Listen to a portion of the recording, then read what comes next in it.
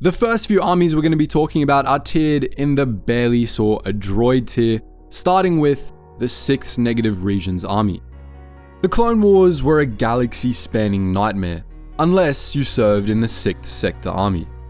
Known as Black Sword Command, the 6th was stationed out in the Negative Regions, which lay between Coruscant and the Unknown Regions, with its headquarters on the quiet world of Praxis.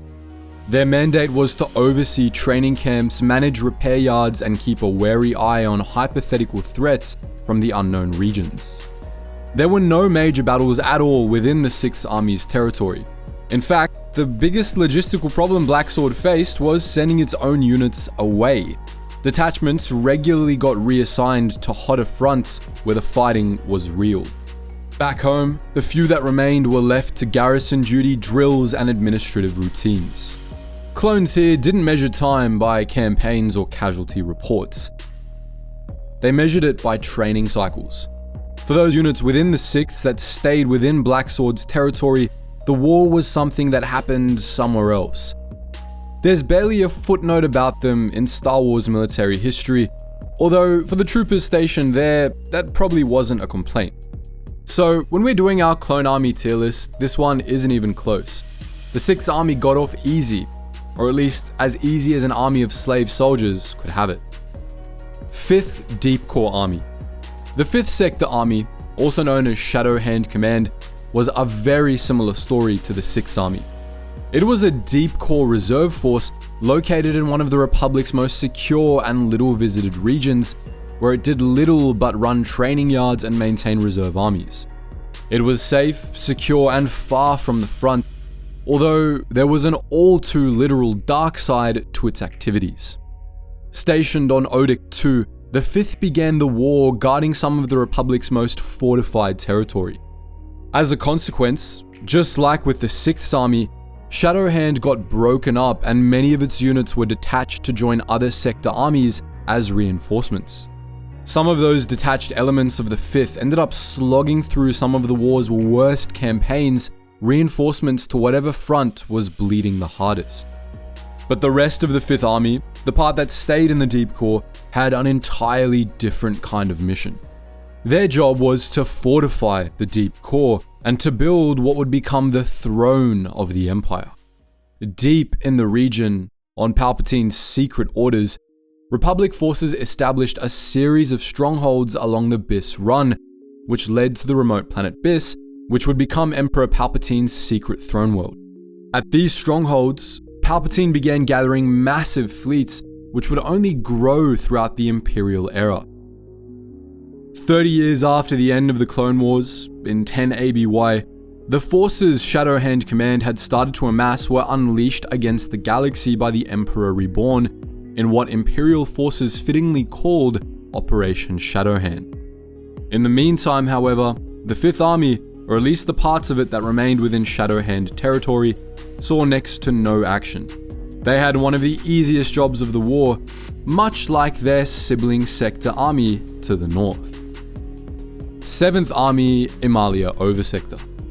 Headquartered at Bilbringi and assigned to the Republic's northern quadrant, specifically the northern dependencies, the 7th Sector Army, better known as Golden Nis Command, spent most of the Clone Wars in deep space limbo.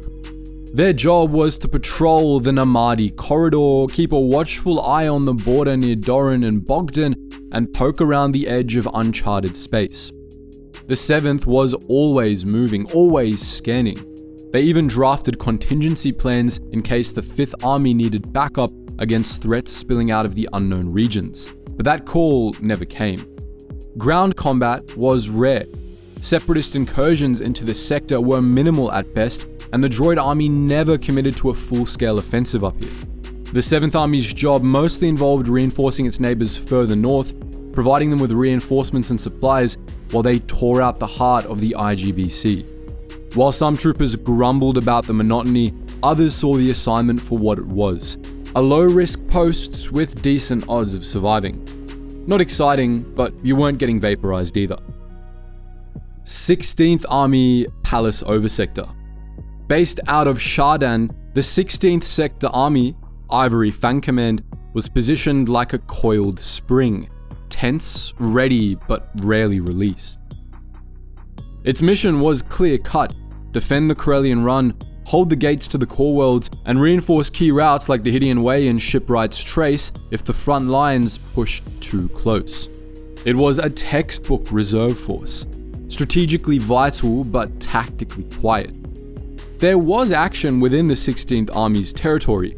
Early in the war, the CIS controlled a portion of the Corellian Run that lay partly within 16th Army space, and Ivory Fang territory was bordered on two sides by Separatist territory. But by 20 BBY, the Separatists had been driven from their Corellian Run strongholds, and the 16th Army began reinforcing neighboring commands during the Outer Rim sieges. Most clone troopers under Ivory Fang command saw action, but not too much. Most were assigned to defensive patrols of some fashion, guarding the Republic's heart. It's not that the 16th wasn't important. If the Separatists had cracked through the mid-rim, this force would have been on the front line in an instant. But history didn't call on them for that. And so, their contribution ended up being quiet strength, always present, rarely needed. That earns the 16th a firm place in the barely saw a droid tier, prepared for hell, stationed in purgatory. Now moving on to the a few skirmishes tier, we have the 2nd Army, Corellian Oversector. Stationed out of Nubia and guarding the Corellian sector's hyperlane choke points, the 2nd Sector Army, Green Mantle Command, played a defensive war with high stakes and low tempo.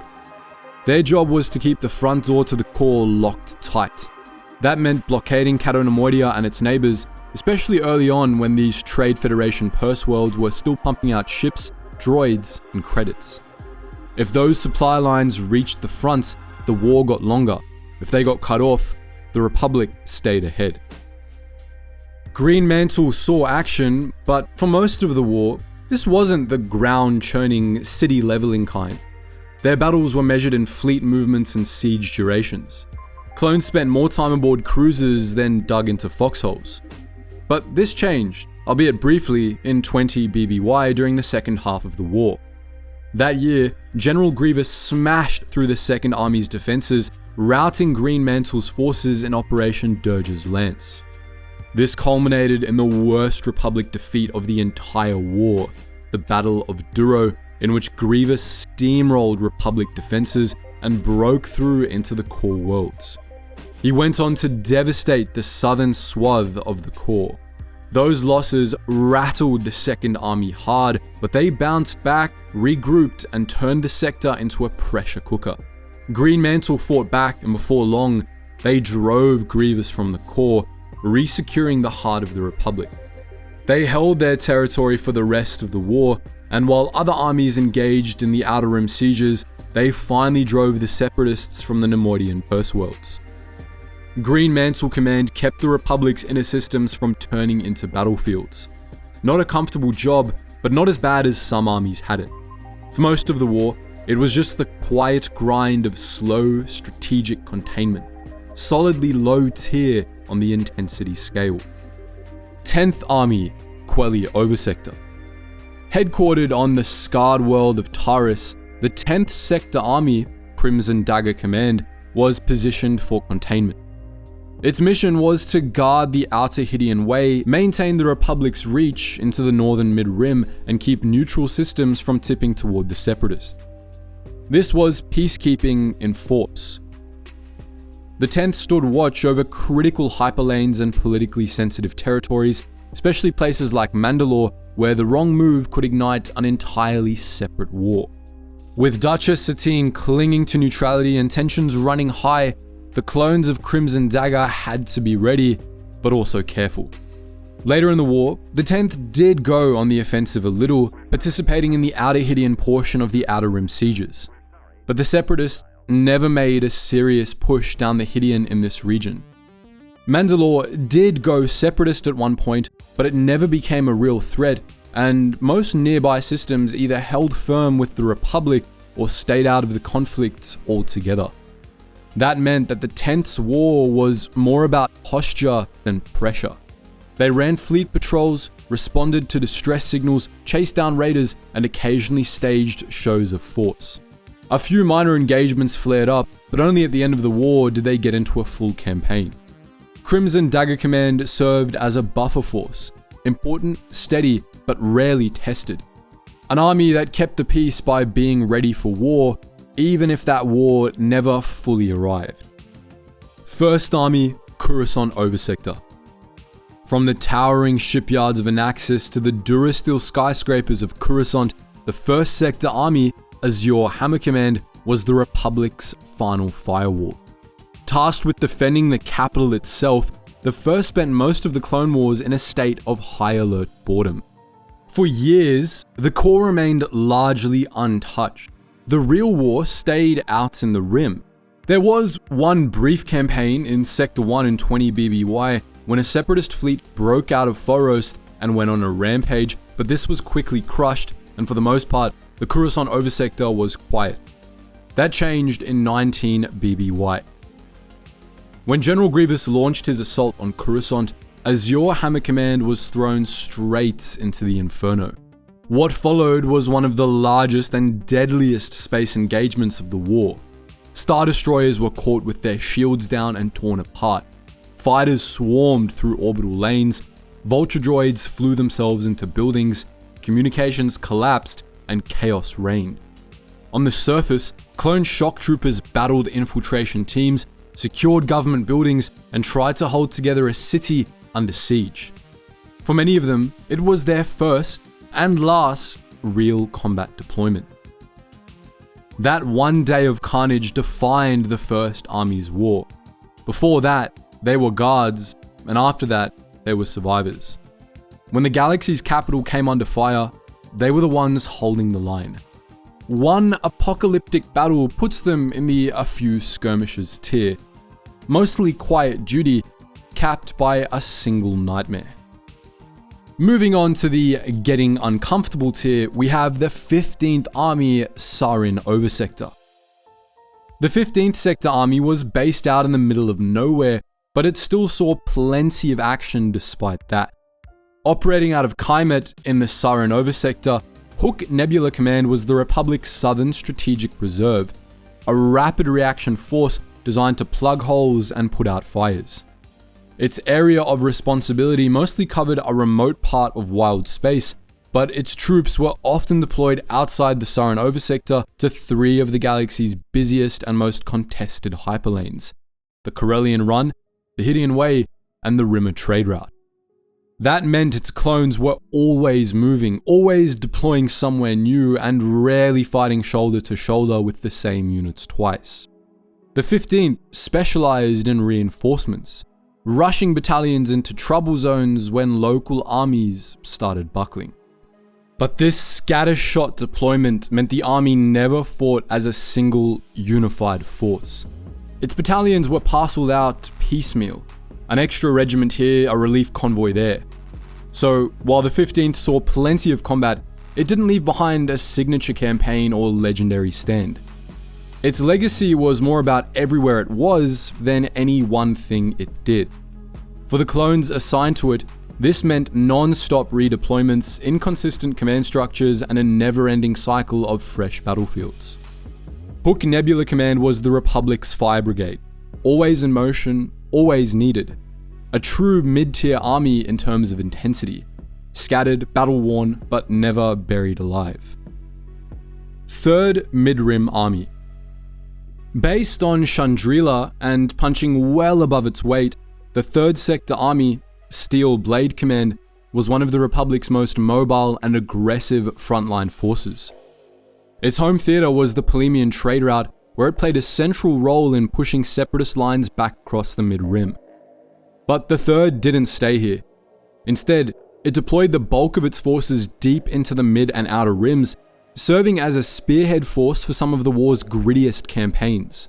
Many of the Clone Wars' most well-known rim armies were actually part of Steel Blade Command, including the 41st Elite Corps. At the end of the war, the unit as a whole was commanded by the Republic's two most well-known Jedi generals, Generals Kenobi and Skywalker. Early in the conflict, Steel Blade units were instrumental in supporting key Republic offensives in the mid-rim alongside the 12th Army. That meant siege warfare against droid factory worlds, coordinated ground assaults with Jedi commanders, and brutal conditions on unfamiliar terrain. Steelblade troopers saw city fights, factory sieges, and backwater ambushes. That sustained, hard-fought operational pace puts the Third Army in the moderate tier of intensity. Not the absolute worst posting, but close enough for the clones who lived it. 11th Army Gordian Reach Oversector. The 11th Sector Army, Blazing Claw Command, was stationed in one of the most strategically sensitive regions of the war, and it got very little credit for it. Headquartered at Corfir in the Gordian Reach, the 11th's mission was blunt but critical: hold the line between two major separatist fronts. In the west, there was the Outer Hydian, home to the key separatist political strongholds of Sereno and Selenon. In the east, there was the Outer Polemian, home to the foundry of the Confederacy, the string of factory worlds that formed the core of the separatist war effort. Both were crawling with enemy fleets, droid foundries, and occupied worlds. If those forces ever linked up, the Republic would have a massive new problem. So the 11th sat in the gap, serving as a bulwark force holding a thin wedge of space that kept the two separatist corridors from becoming one continuous warfront. Their region was little populated and ostensibly neutral, and it contained very little of note, apart from the ruins of Sith space, but it was vital to keep the Confederacy out of it all the same. This meant constant tension. Their fleet intercepted convoys, disrupted supply lines, and responded to enemy probes trying to force a corridor through the Gordian Reach. Battles were short but fierce: interdictions, raids, and rapid response skirmishes. Nothing as grinding as Umbara or Mygeeto, but never truly calm either. Blazing Claw Command earns its spot in the getting uncomfortable tier. Steady pressure, regular fighting, and a front that mattered far more than most remember. Now moving on to the "this absolutely sucks" tier, we have the 4th Outer Rim Army. The 4th Sector Army, White Cuirass Command, began the war in a support role. There were reinforcements from Alderaan standing by to back up campaigns in the Outer Rim. But that backup became the main event. As the fighting escalated, the 4th was called up again and again to reinforce crumbling fronts. Eventually, they were sent to the Outer Rim so often, they might as well have been stationed there. They joined the 13th Army in major engagements, including the drawn-out Siege of Christosis, where 4th Army battalions helped hold the line under brutal conditions. But the 4th Army did also see action within its home territories. For most of the war, it kept the separatist strongholds of Balmorra, Foundry, and Nemoidia cordoned off from the rest of the galaxy, and at the end of the war, the 4th Army oversaw the invasion of these three worlds. The Battle of Nemoidia was the hardest, and it saw 4th Army AT-ATs tear through the Trade Federation's defenses. By the war's end, the 4th had transformed into a hardened frontline force with serious combat credentials. From siege warfare to final assaults, White Cuirass troopers were in the thick of it. The 4th Army earns its place near the top of the intensity rankings, a high-tier command forged in fire and remembered for it. 17th Army Dustig Oversector. The 17th Sector Army, Chrome Shield Command, was stationed out of Fogel 7, but its battlefield was the southern frontier, where things got ugly fast. Their primary theatre was Malastare, a volatile, resource-rich world and a prime target for separatist aggression. In 21 BBY, the fighting there boiled over. Mace Windu personally led Republic forces in a full-scale tank assault, deploying electro-proton bombs to try and break the enemy's massive droid formations. That battle was catastrophic.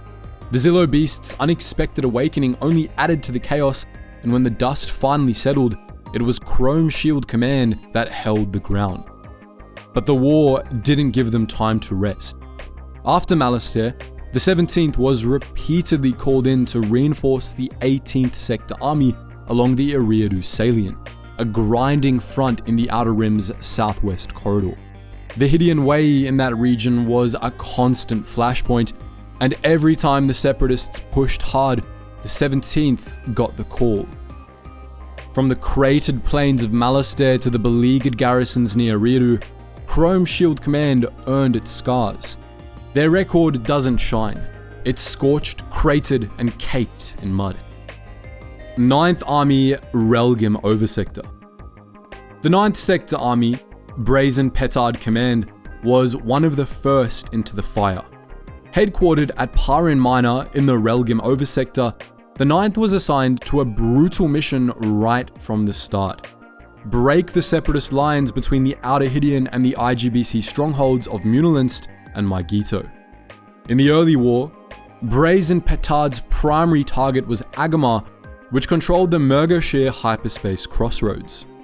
The Murgoshire campaign was one of the bloodiest of the early war, and it ended in a Republic defeat.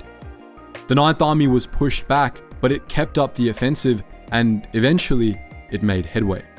It cleaved through the separatist lines in the new territories, clearing separatist holdouts and bleeding for every star system gained. Eventually, it succeeded in breaking the lines between the IGBC strongholds and the Outer Hydian, making them into two separate theaters during the Outer Rim sieges. Later in the war, other armies took over the momentum and pushed further into the Rim, but the 9th had already done its part. Its soldiers had fought through the hardest opening blows of the conflict and helped force the enemy back when the Republic needed it most. For the clones of the 9th, the war was never clean. It started in the mud, and it stayed hot for a long time. Brazen Petard Command was forged in the opening firestorms of the Clone Wars, and it came out swinging. 19th Army, Javan Oversector. The 19th Sector Army, Darksaber Command, spent the war in a meat grinder with no end in sight, stretched along the Outer Rim's Corellian trade spine. The trade spine was one of the Republic's most important supply lines, and the 19th had a rough time keeping it secure. Stationed at Javan, their mandate was to hold the line along the far end of the Corellian trade spine, where the Separatists launched a steady, determined offensive. CIS forces pushed up from Kinyen through Ord Padron and Bomis Kori, aiming to capture the Chrysalis hyperspace crossroads. The 19th didn't let them. Throughout the early war, Darksaber Command held the line.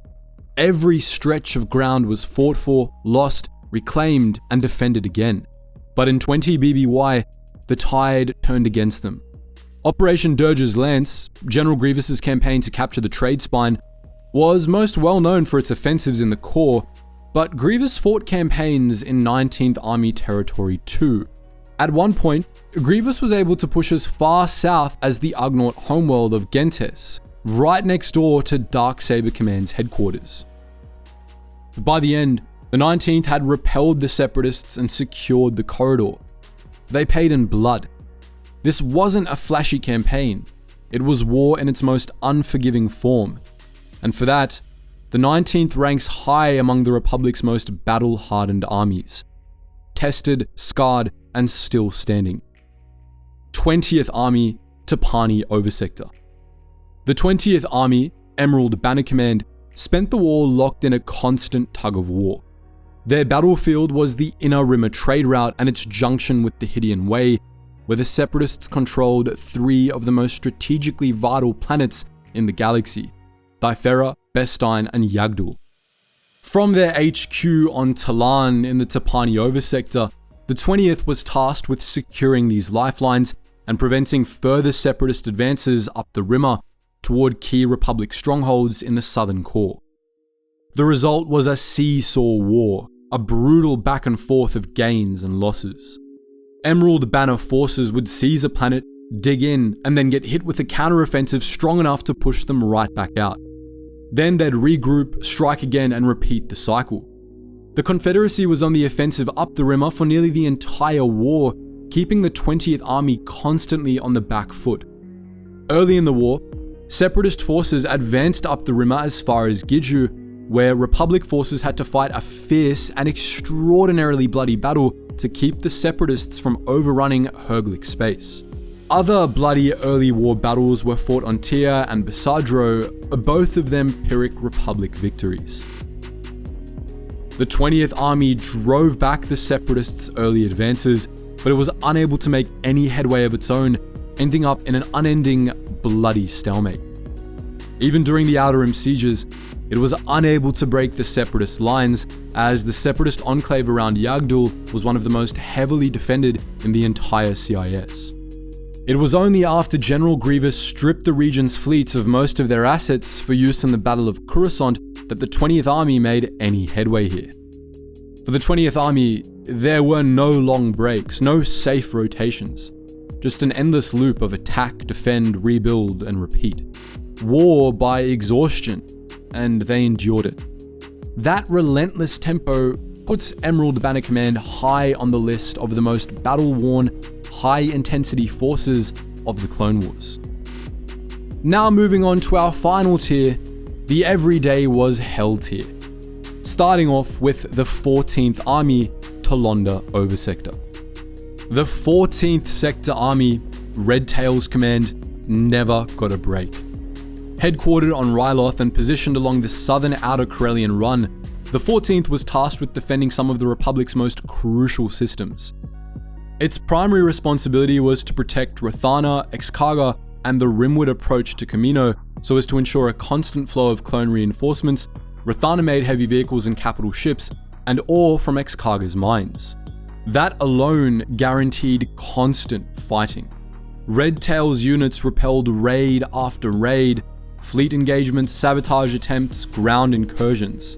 But things quickly turned against the 14th Army, and Ryloth itself soon became a battlefield. When the Separatists invaded Ryloth, they occupied cities, enslaved Twi'lek civilians, and dug in for the long haul. Red Tail's command, alongside local resistance fighters and reinforcements from other sector armies, had to take it back the hard way, street by street, ridge by ridge, from Nabat all the way to Lesu. Beyond Ryloth, the 14th handled the reconquest and occupation of Geonosis, as well as campaigns against other Separatist factory worlds, such as Hypori and Siskine. It was also constantly deployed to reinforce overstretched units like the 13th Army. If another front was cracking, odds are Red Tails got diverted there. From the plains of Ryloth to the wastes of Geonosis, the 14th fought in some of the worst conditions the war had to offer. And for that, Red Tail's command belongs in our hellish tier. 18th Army, Seswena Oversector. Operating out of Eriadu in the Outer Rim's southwest, the 18th was stationed in what became one of the war's most brutal pressure cookers. This was the Eriadu Salient, a narrow wedge of Republic territory surrounded on nearly all sides by Separatist forces. And at its center stood Eriadu, where Brigadier Gideon Tarkin and Moff Wilhof Tarkin were determined to resist Separatist encroachment. The Separatists hit Eriadu and its neighbors hard and often.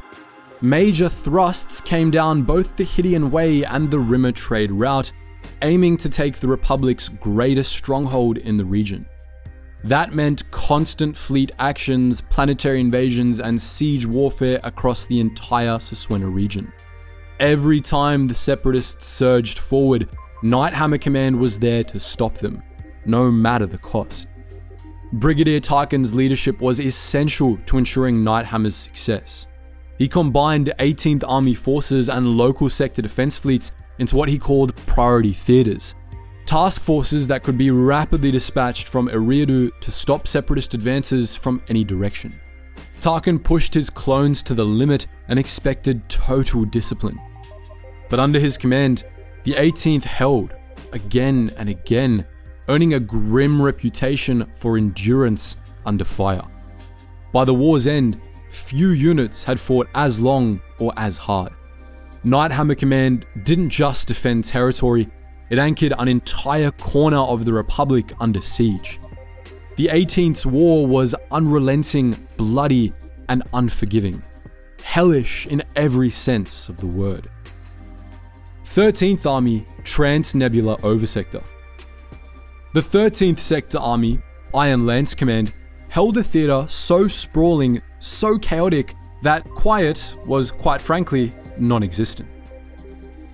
In 22 BBY, barely 3 months after Geonosis, the 13th was already bleeding to defend Kamino. As the officially designated Kamino sector garrison, they were the first and last line of defense when Commander Mirai's fleet closed in. The attack nearly crippled the Republic's clone production, but it didn't because the 13th held. That same year, the 13th also fought a brutal battle for control of Christosis, a crucial crystal world on the Corellian Run, successfully repelling a separatist invasion. The 13th continued fighting hard all throughout the war, fighting to drive the separatists from the Corellian Run and keep General Grievous's armies out of the southern mid-rim. It defended Kamino from 2 subsequent attacks, one overseen by Grievous and Asajj Ventress, and another carried out by the Mandalorian Protectors. Both offensives were repulsed. Kamino stood because the 13th Army refused to let it fall. And while all that was happening, Iron Lance also maintained the Republic's supply lines through Hutt space, maintaining the Toydaria garrison base. From the oceans of Kamino to the alleys of Christosis, Iron Lance Command never got a break. Their war was sieges, invasions, and last stands, stacked one after the other. Among the Grand Army's most battered and overburdened formations, the 13th earns its place near the top of the everyday was hell tier. And somehow, through all of this, they held. 8th Army, Ord Mantell Oversector. Barely any sector armies had it as bad as the 8th Sector Army, Bright Jewel Command. Headquartered on Ord Mantell, the 8th had it rough from the beginning. In the war's opening months, it was hurled straight at the Separatists' most fortified positions, Munilinst and Mygeeto, 2 heavily defended strongholds of the intergalactic banking clan. Bright Jewel Command was expected to crack them. The Battle of Munilinst in 22 BBY was one of the Republic's first large-scale offensives after Geonosis, and it was a nightmare. House-to-house fighting, IG Lancer droids charging through cratered streets, artillery shaking the foundations of skyscrapers. Obi-Wan Kenobi led the assault, but even with Jedi command, the 8th took devastating losses. Reserve forces had to be pulled in just to keep the momentum going. But the moment Munilinst fell, the army wasn't rotated out, it was redirected to Mygeeto. Mygeeto was another banking clan stronghold, a sprawl of industrial towers, icy bridges, and armored separatist defenses. General Kiadi-Mundi led 8th Army forces through a campaign of endless artillery exchanges and brutal urban sieges. Clones advanced under constant fire, surrounded by shattering glass, twisted metal, and choking frost. And that campaign didn't end quickly. Mygeeto dragged on until the war's final phase. From 22 BBY to the end of the war, Bright Jewel Command was locked in one of the longest, deadliest theaters of the war. Massive open field battles, urban sieges, mechanized warfare. If it could kill, the 8th Army fought through it. Bright Jewel Command comes close to earning its place as the single most hellish posting in the Grand Army of the Republic. A grinder from beginning to end, and the hammer that shattered the banking clan's war machine. Only one army suffered worse. 12th Army, Maldruid Oversector. Based out of Lantilles, but quickly hurled forward, the 12th Army, Cerulean Spear Command, was tasked with a near impossible mission. Invade the Confederacy's outer Polemian enclave, including the Tyon Cluster and the Foundry of the Confederacy. A region packed with droid foundries, fortified cities, and worlds designed to chew up armies and keep marching. The 12th Army had more than its share of hard targets to capture, and very little home territory of its own. What territory it had was constantly under siege, forcing the Cerulean Spear to put out fires across the Kashyyyk region all throughout the war. For much of the war, the 12th Army devoted its forces to an endless back and forth slog on the Polemian, where the battle lines repeatedly shifted between Lantilles and Centaurus. Only toward the end of the war did the 12th Army finally take Centaurus for good, and from there, it was an unrelenting campaign of siege warfare. The 12th Army endured some of the Republic's worst defeats, such as the battles of Jabim and Argonar, and during the Outer Rim sieges, no army had it worse. The 12th Army fought through separatist stronghold after separatist stronghold, enduring the 5-month siege of Seleucami, among many other slogs. Perhaps Cerulean Spear's bloodiest battle was the Battle of Felucia. Felucia was hell, a jungle world full of deadly wildlife, flesh-eating diseases, and heavily entrenched droid armies. General Aayla Secura led 12th Army troopers through that nightmare, and the fighting never stopped, not even when Order 66 was issued. And Felucia wasn't alone. 12th Army units fought in countless other brutal battles, from Metalorn and Bos Pity to Belderone and Delal. By the time the war was winding down, the 12th had helped dismantle the separatist industrial base, but they did it by losing men every step of the way. If there was one army that embodied the sheer grind of the Outer Rim sieges, it was Cerulean Spear Command. No rest, no glory, just the constant hammering of war, earning it a place at the very top of our everyday was hell tier. Anyways guys, hope you enjoyed that tier list of the 20 different clone sector armies. Let us know in the comments section below which of these 20 armies is your favorite, and if you'd like any deep dive videos in the future on these sector armies. Anyways, as always, thank you so much for watching, and I hope to see you in the next video.